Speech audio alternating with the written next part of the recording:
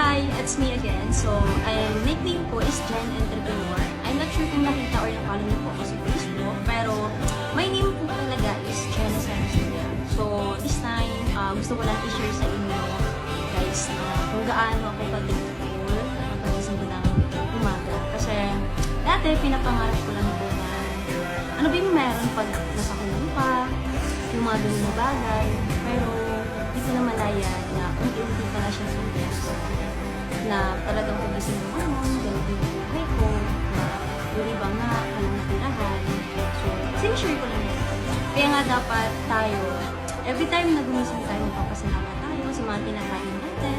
Lahat ng mga nangyayari sa buhay natin, kailangan natin magpapasalamat. Kasi hindi naman yan mangyayari kung hindi siya, alam mo yun, hindi ka magulo dyan. Kailangan natin yung madaanan, kailangan natin yung experience kasi para makapag-move forward tayo. Okay? So, kagaya lang din yan dito sa community na meron ako right now. Right? Dito sa ADA. Share ko lang.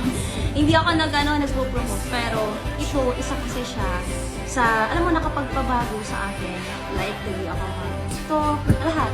Communication skills, lahat dito. Dito ko na-experience kasi bakit? Ang dami kong natutunan.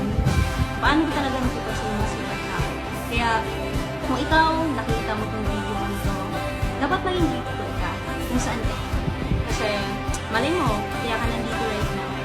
Kasi, baka para din ito. So, kung gusto mo rin matuto, kung ano yung ginagawa ko right now, pwede mo kong i-message.